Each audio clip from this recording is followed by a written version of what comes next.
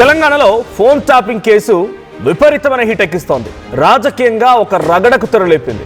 వరుసగా BRS party కీలకమైన నేతలకి నోటీసులు వస్తున్నాయి, విచారణ ఎదుర్కొంటున్నారు.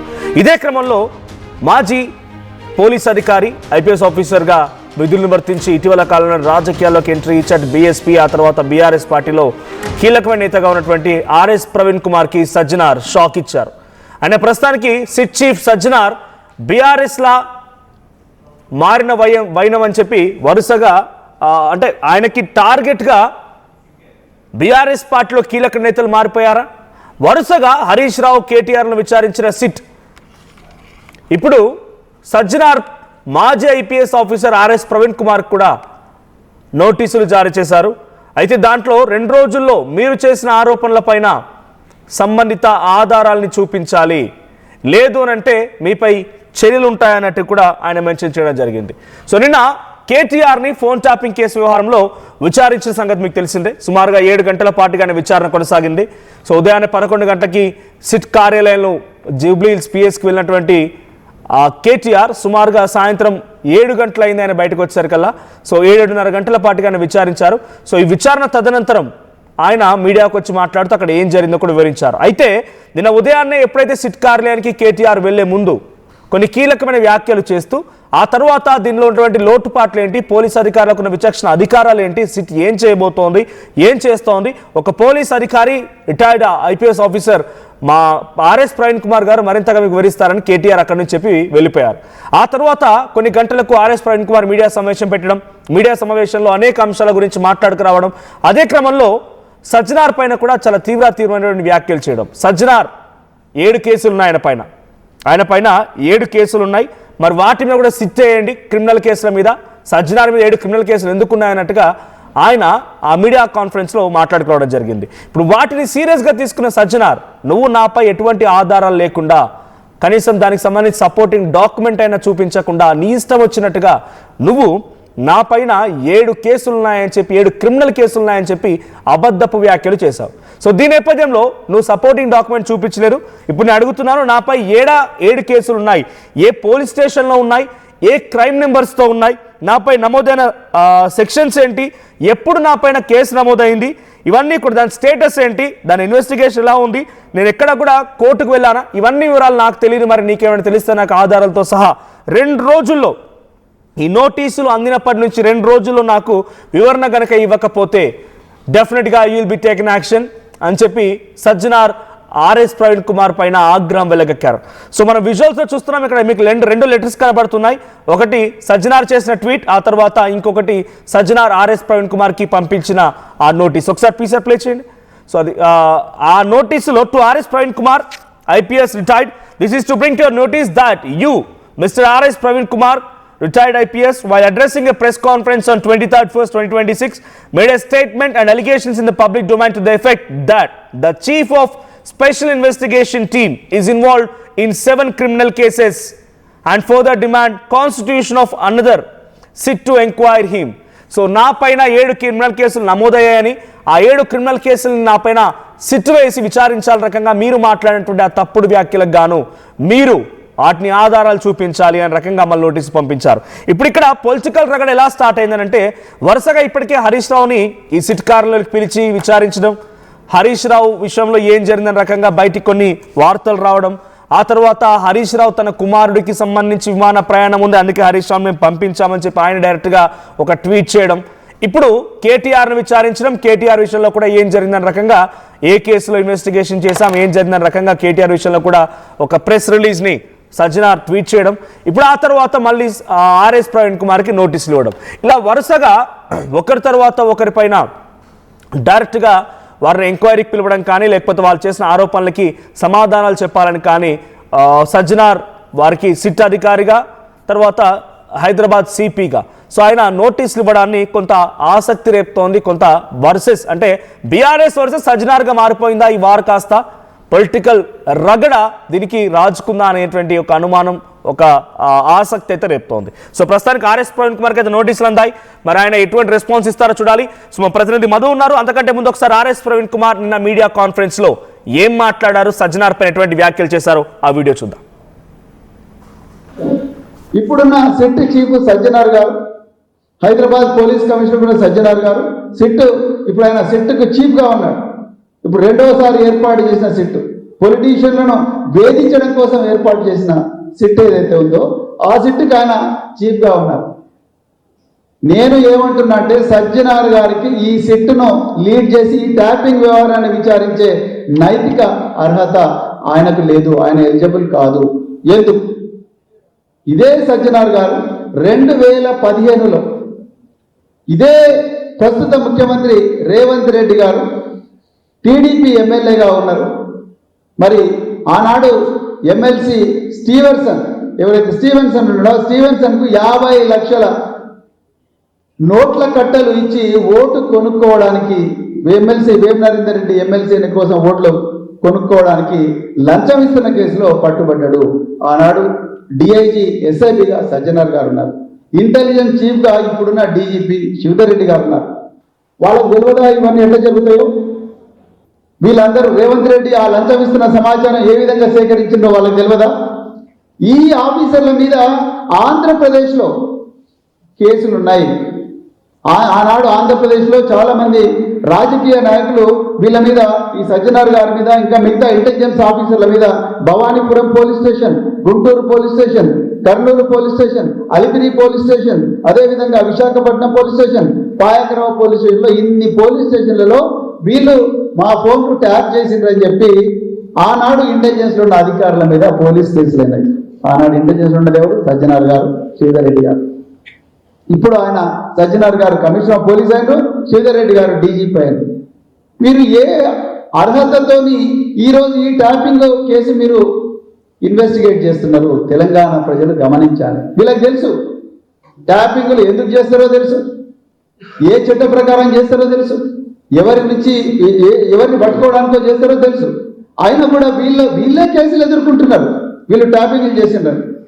వీళ్ళు వచ్చి తెలంగాణలో మళ్ళీ ట్యాపింగ్ కేసు ఎట్లా ఇన్వెస్టిగేట్ చేస్తారు?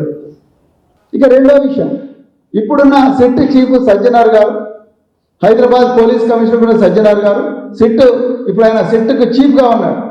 ఇప్పుడు రెండవసారి ఏర్పాటు చేసిన సిట్, పొలిటీషియన్లను వేధించడం కోసం ఏర్పాటు చేసిన సిట్ ఏదైతే ఉందో ఆ సిట్కి ఆయన రైట్. సో ఇది ఆర్ఎస్ ప్రవీణ్ కుమార్ మాట్లాడిన మాటలు. పలు పోలీస్ స్టేషన్ల పేర్లు కూడా చెప్పుకొచ్చారు ఆయన. ఆంధ్రప్రదేశ్లోని భవానీపురం, తర్వాత గుంటూరు, రకరకాల పోలీస్ స్టేషన్ల పేర్లు కూడా చెప్పుకొచ్చారు ఆయన.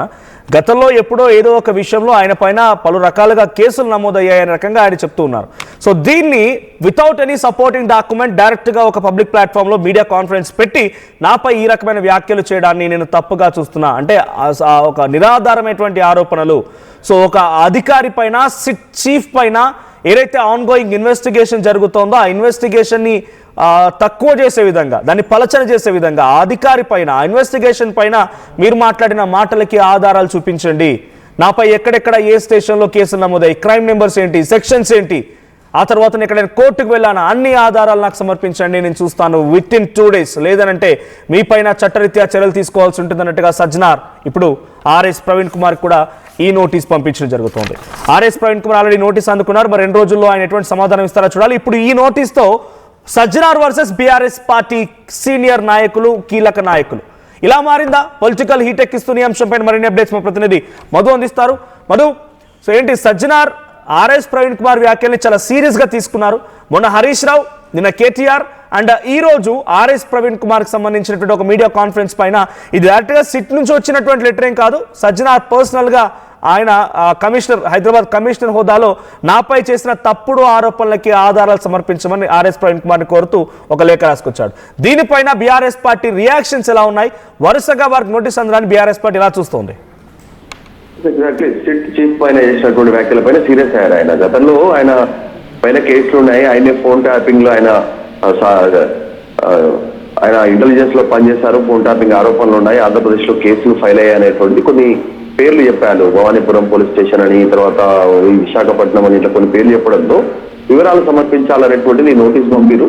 దాంట్లో ఎప్పుడు ఎఫ్ఐఆర్ అయింది, ఛార్జ్ షీట్ ఎప్పుడు అయింది, ప్రస్తుతం ఏ కోర్టులో వాటికి సంబంధించినటువంటిది పెండింగ్ ఉన్నాయన్ని, క్లియర్ అయినాయన్ని, ప్రస్తుతం ఆన్ గోయింగ్ కేసులన్నీ, వాటి వివరాలు ఎట్లా అంటే డిస్పోజ్ అయినటువంటి కేసులన్నీ, వాటి సంబంధించినటువంటి డీటెయిల్స్ సమర్పించాలనేటువంటి చెప్పారు. తర్వాత ఏ డేట్ లో ఎఫ్ఐఆర్ అయినాయి, ఎందుకు అయింది, కంప్లైంట్ చేసింది ఎవరు అనేటువంటి డీటెయిల్స్ ఇవ్వాలి, వాటి స్టాటస్ ఏంటి అనేటువంటి ఎప్పుడు రిజిస్టర్ అయింది, వీటన్నిటి వివరాలు కోరుతూ మొత్తం 7 కేసులు అయ్యాయని చెప్పారు కదా, వాటి వివరాలు కోరుతూ 2 రోజుల్లో కూడా సమర్పించాలని చెప్పారండి. డాక్యుమెంట్స్, ఎఫ్ఐఆర్ కాపీలు కానీ, ప్రస్తుత కేసు స్టాటస్ కానీ, ఎందుకోసం అయింది, ఏ రోజు అయింది, ఎవరు కేసు ఫైల్ చేశారు, వీటన్నిటిని వివరాలను, అసలు కేసు అభియోగం ఏంది, ఎందుకోసం కేసు పెట్టారు, సెక్షన్ ఏంది, వీటన్నిటి డీటెయిల్స్ ఇవ్వాలంటూ 2 రోజుల్లో వాటికి సంబంధించినటువంటి డాక్యుమెంట్ సబ్మిట్ చేయాలనేటువంటిది ఆయన చెప్పారు. ఆరోపణలు చేయడం వల్ల నేను వ్యక్తిగతంగా పరువు పోయింది, బయట నాకు తీవ్రమైనటువంటి డ్యామేజ్ అయింది, నన్ను కావాలనే ఒక రకంగా నన్ను డిఫమేషన్ చేసేటువంటి ప్రయత్నం చేశారనేటువంటి నోటీస్ పంపారు ఆర్ఎస్ ప్రవీణ్ కుమార్ కి. ఇక్కడ విషయం ఏంటంటే ఇప్పుడు కూడా ఐపీఎస్ ఆఫీసర్లే, ఆయన ఐపీఎస్ ఆఫీసర్ నుంచి ఇప్పుడు ఈజీగా పొలిటీషియన్ గా మారినటువంటి వ్యక్తి ఆర్ఎస్ ప్రవీణ్ కుమార్. ఆయన సీనియర్ ఐపీఎస్ అధికారి ఆర్ఎస్ ప్రవీణ్ కుమార్. యాక్చువల్గా ఆర్ఎస్ ప్రవీణ్ కుమార్ కంటిన్యూ అయితే ఆయన డీజీపీ అయ్యేటువంటి వాళ్ళు, ఆయన ఉద్యోగంలో కంటిన్యూ అయిన ఉంటాయి. సో ఇప్పుడు నెక్స్ట్ లైన్ లో కూడా ఫ్యూచర్ లో డీజీపీ అయ్యేటువంటి పరిస్థితిలోనే సజ్జనార్ ఉన్నారు. సో ఇద్దరు సీనియర్ ఐపీఎస్ అధికారుల మధ్య ఇప్పుడు ఇద్దరు నడిచేటువంటి సిచ్యువేషన్ ఉంది. ఒకరిపైన ఒకరు ఆరోపణ చేసుకున్నారు. నిజంగా వ్యక్తిగతంగా ఇద్దరు బాగానే ఉంటారు, కానీ పాలిటిక్స్ కి వచ్చేసరికి బీఆర్ఎస్ సంబంధించి ప్రస్తుతం సిట్ విచారణ చేస్తుంది ఆయన ఆధ్వర్యంలో, కాబట్టి ఆయన ఘాటైన వ్యాఖ్యలు చేస్తారు. ఫోన్ ట్యాపింగ్ అంటే ఎట్లా చేస్తారు మీకు తెలియదా, గతంలో రేవంత్ రెడ్డి ఎట్లా దొరికాడు 50 లక్షలు ఇస్తూ, సో ఆ టైంలో ఇంటెలిజెన్స్ ఆఫీసర్ గా ఉంది మీరే కదా, మరి అట్లు ఆయన దొరకడానికి రీజన్ ఏంది అనేటువంటి రీతిలో మాట్లాడంటే, అప్పుడు ఫోన్ ట్యాప్ చేశారు కదా, ఫోన్ ట్యాప్ చేసినందుకే ఆయన దొరికారు, 50 లక్షలు ఇస్తూ దొరికారు, సమాచారం దొరికింది కదా పోలీసుకి అనేటువంటి రీతిలో మాట్లాడారు. తర్వాత అసలు ఫోన్ ట్యాప్ చేయాల్సినటువంటి అవసరం ప్రభుత్వాలకు ఉండదు, పోలీస్ డిపార్ట్మెంట్ కు ఉంటుంది, అది కేవలం ఎస్ఐబికి ఉంటుంది. పూర్తి స్థాయిలో అసలు ప్రభుత్వాల్లో ఉన్నటువంటి పాలకులకు ఎవరికి పొద్దుగా దీని మీద అవగాహన ఉండదు, ఎప్పుడు వారు రారు, పాలకులు, ముఖ్యమంత్రి రారు, మంత్రులు రారు ఎస్ఐబి ఆఫీస్ కి. మధు, జనరల్ గా ఏదైనా పొలిటికల్ ఎటువంటి ఆస్పిరేషన్స్ వచ్చినప్పుడు, ఇటువంటి సంఘటనలు జరిగినప్పుడు జనరల్గా జరుగుతూనే ఉంటాయి. గత ప్రభుత్వంలో జరిగాయి, ఇప్పుడు జరుగుతున్న అరెస్టులు లేకపోతే నోటీసులు, విచారణలు, డెఫినెట్గా ప్రభుత్వాలు మారిన తర్వాత కొంత ఆ పొలిటికల్ హీట్ అనేది ఉంటుంది. సో ఆ నేపథ్యంలో డైరెక్ట్గా ప్రభుత్వాలని, ముఖ్యమంత్రిని టార్గెట్ చేయడం చూసాం. కానీ ఇక్కడ ఆర్ఎస్ ప్రవీణ్ కుమార్ టార్గెట్ సజ్జనార్ అయ్యారా? సజ్జనార్ని పర్సనల్గా టార్గెట్ చేయాల్సిన అవసరం ఏమొచ్చింది? సిట్ అధికారిగా ఆయన ఉన్నప్పుడు ప్రభుత్వంలో, లేకపోతే ఆయన బాధ్యతలు నిర్వర్తించాల్సి ఉంటుంది. నిజంగా ఆయన పైన కేసులు ఉంటే దానికి సంబంధించిన వివరాలు ఒక గత ప్రభుత్వంలో వాళ్ళ అధికారంలో ఉన్నప్పుడైనా వాటిని తేల్చొచ్చు, లేకపోతే గత 10 ఏళ్ల పాటుగా వాళ్ళే అధికారంలో ఉన్నారు, ప్రభుత్వం వాళ్ళ చేతిలో ఉంది, హోమ్ మినిస్టర్ వాళ్ళు, అన్ని రకాలుగా వాళ్ళే ఉన్నారు, కాబట్టి బీఆర్ఎస్ పార్టీ తేల్చే అవకాశం ఉండేది. కానీ ఇప్పుడు ఆర్ఎస్ ప్రవీణ్ కుమార్ ప్రెస్ కాన్ఫరెన్స్లో కేవలం సజ్జనారి టార్గెట్ ఎందుకు కావాల్సి వచ్చింది? అంటే ఆ సిట్ని పలచనబడేటువంటి ఉద్దేశంలో భాగంగానే ఈ రకమైన వ్యాఖ్యలు చేశారనుకోవాలా? సజ్జనారే ఒక క్రిమినల్ కేసు ఎదుర్కొంటున్న వ్యక్తి, ఆయన చేయడానికి అర్హత లేదు అనే రకంగా ఆయన కోర్టు చేయడం సిట్ తప్ప, అంటే ప్రభుత్వానికి కరెక్టే కానీ సజ్జనార్ తప్పనా? అంటే అర్థం ఎలా అర్థం చేసుకోవాలి? అంటే ఈరోజు సిట్ గురించి రాష్ట్ర వ్యాప్తంగా చర్చ జరుగుతుంది. ఆ సిట్ ఏంది, ఎస్ఐబి గతంలో చేసినటువంటి ఫోన్ ట్యాపింగ్ కి సంబంధించినటువంటి వ్యవహారాల్లో ఇక్కడెక్కడ పొలిటీషియన్ కి డైరెక్ట్ గా సంబంధం ఉండదు. అది పోలీస్ అధికారిగా సజ్జనార్ కి తెలుసు. ఆదేశాలు అనేటువంటిది ప్రభుత్వం నుంచి వస్తాయా లేకుంటే పోలీసులు చేస్తారా, ఇవన్నీ కూడా పూర్తి సమాచారం సజ్జనార్కి తెలుసు. గతంలో ఆయన ఇంటెలిజెన్స్ లో పని చేశారు అనేటువంటిది ఈ మాజీ ఐపీఎస్ అధికారి ఆర్ఎస్ ప్రవీణ్ కుమార్ చేస్తున్నటువంటి మాటల ద్వారా ఇద్దరి మధ్య ప్రచార యుద్ధం స్టార్ట్ అయింది. ఇప్పుడు ఆయన నోటీస్ పంపి 2 రోజుల్లో రెస్పాండ్ కావాలి, లేదంటే సివిల్ క్రిమినల్ చర్యలు తీసుకుంటాం అనేటువంటిది ఆయన స్టేట్మెంట్ చాలా క్లియర్ గా చేశారు. పరువు నష్టం కేసులు, క్రిమినల్ ఇంటిమిడేషన్ కేసులు చేసేటువంటి అవకాశం ఉంది, 2 రోజుల లోపల రెస్పాండ్ కావాలనేటువంటిది. ఇంతవరకు బాగానే ఉంది. కానీ ఆర్ఎస్ ప్రవీణ్ కుమార్ చెప్తా ఉంది ఏంటంటే, సజ్జనార్కి అన్ని తెలుసు, ఫోన్ ట్యాపింగ్ ఎవరు చేస్తారో, ఆ సమాచారం ఎవరికి ఇస్తారు, ఆ డేటాను 6 నెలల లోపల ధ్వంసం చేయాలనే చట్టంలోనే ఉంది. గతంలో ప్రధానిగా ఉన్నప్పుడు మన్మోహన్ సింగ్ చెప్పారు. ఇవన్నీ డీటెయిల్స్ ఆయన చెప్తూ సజ్జనార్ అర్హత లేదు, సిట్ విచారణ చేసేటువంటి అధికారిగా ఆయన పైనే ఫోన్ ట్యాపింగ్ కేసులు ఉన్నాయి ఆంధ్రప్రదేశ్ లో అనేటువంటి కొన్ని చెప్పారు. ప్రస్తుతం ఆర్ఎస్ ప్రవీణ్ కుమార్ కూడా అంత ఆషామాషి వ్యక్తే కదా, ఆయన సీనియర్ ఐపీఎస్ అధికారి, పనిచేశారు, ప్రభుత్వంలో కీలకంగానే ఉన్నారు. అప్పుడు ప్లస్ గురుకులాలకు సంబంధించినటువంటి దాంట్లో ఆయన కీలకంగా పనిచేశారు. ఇప్పుడు ఖచ్చితంగా సజ్జనార్కి ఒక హాట్ రిప్లై ఇచ్చేటువంటి అవకాశం ఉంది. నిన్న సాయంత్రం పొద్దుపోయినాక సాయంత్రం తర్వాత సజ్జనార్ నోట్ ఇచ్చారు కాబట్టి, ఆయన సంబంధించిన నోటీస్ ఇచ్చారు కాబట్టి ఇప్పుడు ఖచ్చితంగా ఆర్ఎస్ ప్రవీణ్ కుమార్ రెస్పాండ్ అయ్యే అవకాశం ఉంది.